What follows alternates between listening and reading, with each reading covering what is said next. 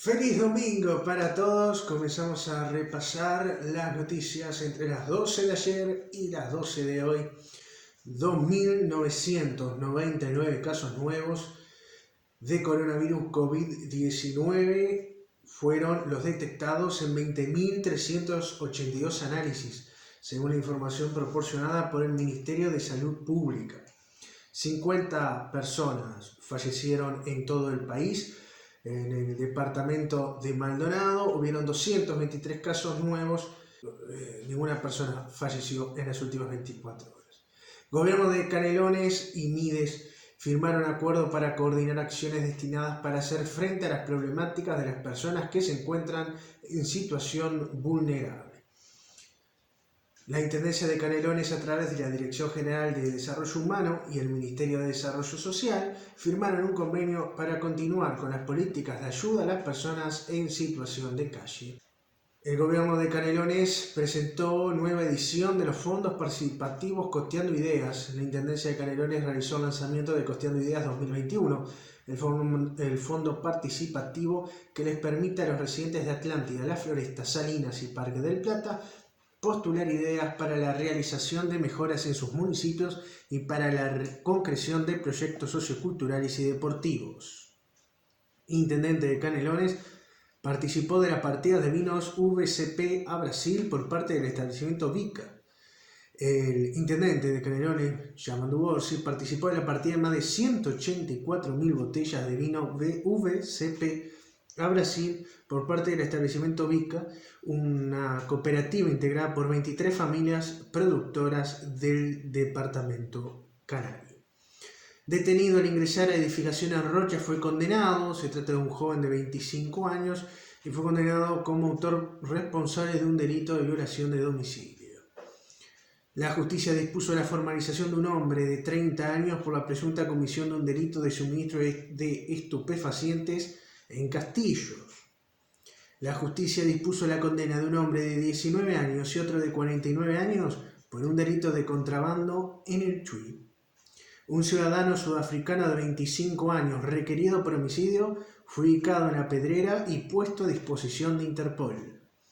En el juzgado penal de 11º turno, finalizada la instancia judicial, se dispuso la condena de Michael Henry Sena Gutiérrez, de 22 años de edad, poseedor de un antecedente penal, como autor penalmente responsable de un delito de tráfico interno de arma de fuego en concurrencia fuera de la reiteración, con un delito de porte de arma de fuego con reincidente y un delito de porte de arma de fuego en lugares públicos, estos dos últimos en concurso formal entre sí, a la pena de 10 meses de prisión efectiva.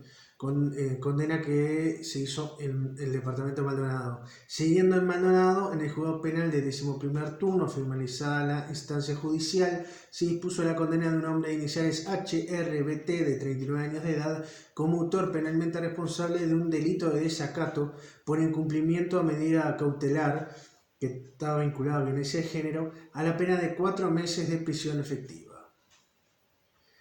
En el juzgado penal de 11º turno, finalizada la instancia judicial, se dispuso la condena de un hombre de iniciales JPOS de 45 años de edad a la pena de 3 meses de prisión. Fue condenado por acercarse a su expareja. En horas de ayer fue solicitada la asistencia policial, ya que en calle Meléndez, en Maldonado, había un hombre herido por arma blanca. La policía investiga el hecho. La justicia dispuso la condena de un hombre de nacionalidad chilena de 39 años como autor penalmente responsable de 3 delitos de hurto, especialmente agravado en grado de tentativa en un régimen de reiteración real. Hurtó en los locales del Correo, Antel y Banco de Seguros de Chuy. La justicia dispuso la condena de una mujer de 24 años como autora penalmente responsable de 3 delitos de hurto en régimen de reiteración real con un delito de apropiación indebida. El hecho fue en Castillos. Ahora vamos con la información agrícola. Fruticultores de Colonia Valdés dan un ejemplo de uso responsable de plaguicidas y muestran que una agricultura más sostenible es posible en América Latina. Nuevas fechas para el Foro Mundial de Turismo Gastronómico, 31 de octubre, 2 de noviembre de 2021. La Organización Mundial del Turismo el Basque Culinary Center, Visit Flanders y la Ciudad de Brujas anunciaron nuevas fechas para el 6º Foro Mundial de Turismo Gastronómico de la OMT. El Consejo de Seguridad recomienda a Antonio Guterres para un segundo mandato como secretario general de la ONU. La Asamblea General decidirá la semana entrante si sigue la recomendación del órgano de seguridad y confirma al actual líder de la ONU en el puesto por 5 años más. Antonio Guterres agradece la propuesta y dice que se sentirá muy honrado si los Estados miembros le confían por segunda vez las responsabilidades que conlleva el cargo. Seguimos con la información internacional porque jóvenes costarricenses encuentran su propósito de vida en la protección del mar y los corales. Un convenio entre la ONU y un centro de buceo apoya a decenas de jóvenes de la comunidad costera de Puerto Viejo de Talamanca a proteger el mar, desarrollar sus emprendimientos marinos y alejarse de los peligros del narcotráfico, el crimen organizado y superar la exclusión social. Panamá agrega un mecanismo virtual a su lucha contra el VIH-Sida. El país centroamericano se vale de las redes sociales para mantener la comunicación constante y ayudar a atender las necesidades de las comunidades vulnerables al VIH y de los seropositivos en el marco de la pandemia de COVID-19. Expertos de derechos humanos llaman a México a poner fin a la polarización de la vida pública. Decenas de candidatos a los más de 20.000 cargos votados en las elecciones intermedias del domingo pasado en México fueron asesinados durante sus campañas. Un grupo de mecanismos regionales y relatores especiales instaron a las autoridades del país a investigar esos crímenes de manera transparente y a garantizar que el próximo proceso electoral sea pacífico. El Banco Mundial prevé que la economía se recupere este año, pero los países pobres se quedarán atrás. El Banco Mundial prevé que en 2021 la economía mundial crecerá un 5,6%, la mejor recuperación registrada tras una recesión en 80 años. Sin embargo, ese repunte será desigual y se deberá, en gran medida, a las fuertes subidas de algunas de las grandes economías. El cataclismo de la COVID-19 exige políticas de recuperación centradas en las personas, afirmó el director general de la Organización Internacional del Trabajo. El director general de la OIT, Guy Ryder, dijo ante los delegados en la sesión plenaria virtual de apertura de la Conferencia Internacional del Trabajo, la CIT, que las políticas centradas en las personas como las indicadas en la Declaración del Centenario de la OIT son esenciales para una respuesta mundial sostenible e inclusiva en la pandemia. La ONU urge a liberar de inmediato a los líderes y candidatos políticos arrestados en Nicaragua. El titular de la organización y la Oficina de Derechos Humanos rechazan la persecución y detenciones de opositores al gobierno aspirante a puestos públicos. Hasta el momento, 6 líderes han sido detenidos arbitrariamente, 4 de ellos candidatos a la presidencia. La ONU insta a las autoridades del país a restituir sus derechos políticos y a respetar las leyes internacionales de derechos humanos. En una pandemia, la producción máxima de vacunas a bajo coste va por delante de los beneficios, dice expertos al G7. Un grupo de expertos de la ONU en derechos humanos pidió el miércoles a los líderes de las 7 economías más industrializadas que garanticen el acceso a las vacunas contra la COVID-19 a los países en desarrollo. El inicio del invierno en el hemisferio sur, una nueva amenaza para los venezolanos desplazados. Al llegar el invierno y los efectos devastadores de la pandemia del coronavirus en los países del sur de América Latina representan una seria amenaza para la salud y los medios de vida de los refugiados e inmigrantes venezolanos, alertó el organismo de las Naciones Unidas encargado de proteger a estas personas. La Organización Panamericana de la Salud advierte que puede llevar años controlar el COVID-19 en América Latina. La Organización Panamericana de la Salud advierte que puede llevar años controlar el coronavirus en Américas si siguen las tendencias actuales. En gran parte de la región este año es peor que el pasado, con números de casos en los niveles más altos de la pandemia y con nuevas variantes. El trabajo infantil aumenta por primera vez en 20 años y la pandemia puede empeorar la situación. Los avances para acabar con esta explotación se han estancado por primera vez en 2 décadas y la pandemia de COVID-19 amenaza con abocar al trabajo infantil a 9 millones más de niños para 2022. Un nuevo estudio indica que el mundo no está en vías de eliminar el flagelo para 2025 y que para cumplir esa meta el progreso global tendría que ser casi 18 veces más rápido que en los últimos 20 años. Los proyectos medioambientales de América Latina pueden y deben producir más empleo y crecimiento. La agencia de la ONU encargada de temas agrícolas y alimentarios destaca una serie de iniciativas regionales que muestran que no es necesario elegir entre crear empleo y cuidar el medio ambiente o entre la transformación sostenible de la agricultura y la reactivación económica post-pandemia, ya que los proyectos y políticas ambientales también generan múltiples beneficios económicos y sociales. El riesgo de hambruna es inminente en la región de Tigray, en Etiopía.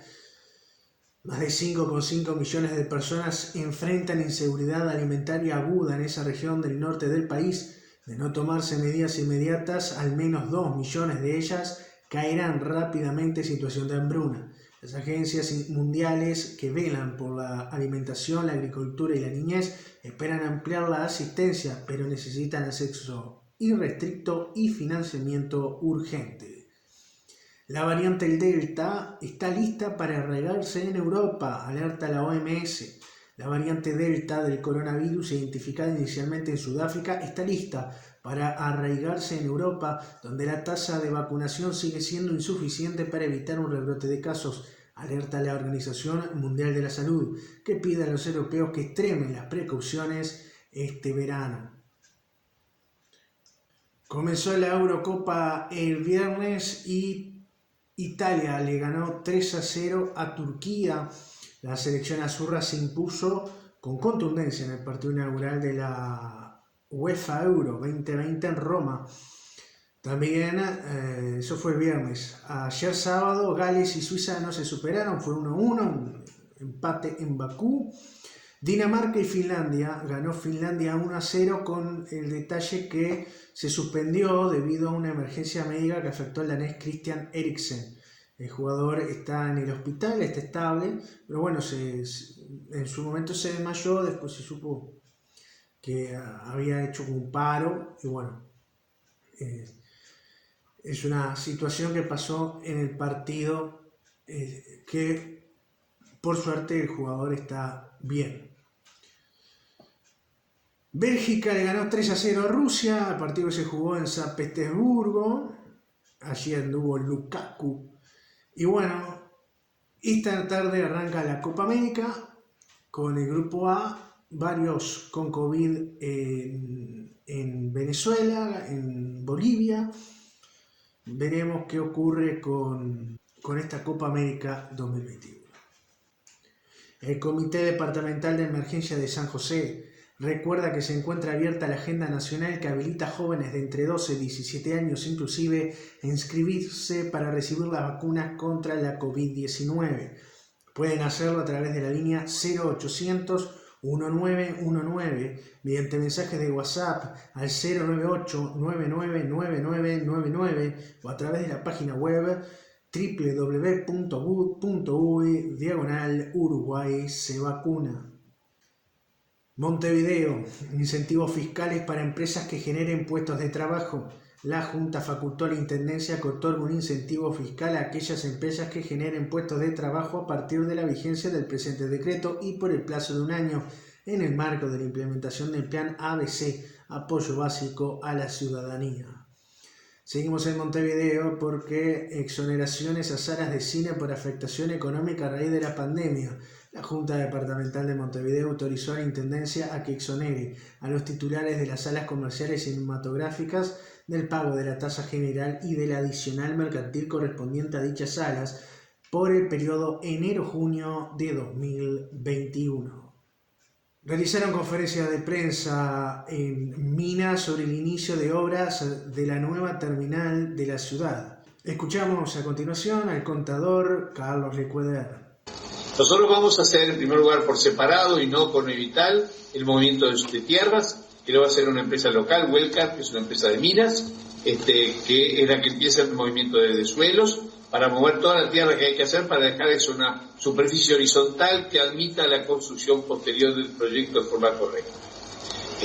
Inmediatamente determinado, o ya antes de terminar, ya va a empezar el trabajo de la empresa Vital, que en cierta forma se superpone al principio y ya después es la empresa responsable de llevar adelante toda la construcción. El lunes 14 de junio la empresa Wellcar va a entrar en la tierra a hacer limpieza de toda la parte de verdes que haya que sacar para poder empezar a mover tierra después, e inmediatamente después, en el correr de la semana, sobre el fin de semana que viene, digamos, aproximadamente en una semana ya están entrando las máquinas para empezar a trabajar. Estos proyectos tienen dos etapas. La primera etapa, que es la construcción del proyecto. La construcción lleva determinada cantidad de mano de obra, que es mano de obra que trabaja durante el periodo de construcción. Pero quizás lo más importante es que una vez que se inaugura el proyecto, esto genera mucho más puestos de trabajo. Y no solo puestos de trabajo por el año y medio que dure la construcción, sino puestos de trabajo que quedan para siempre. Nosotros estimamos que vamos a estar muy cerca de las 200 personas trabajando de forma permanente. Somos conscientes además que el proyecto se ubica sobre la ruta 8, digamos una ruta que une la capital del Uruguay con todo el noreste del país y con todas las ciudades que va recorriendo. Señoras y señores, hasta aquí la información por el día de hoy. Nosotros nos volveremos a encontrar mañana con los titulares entre las 12 horas de hoy y las 12 horas de mañana. Muchas gracias por su amable atención.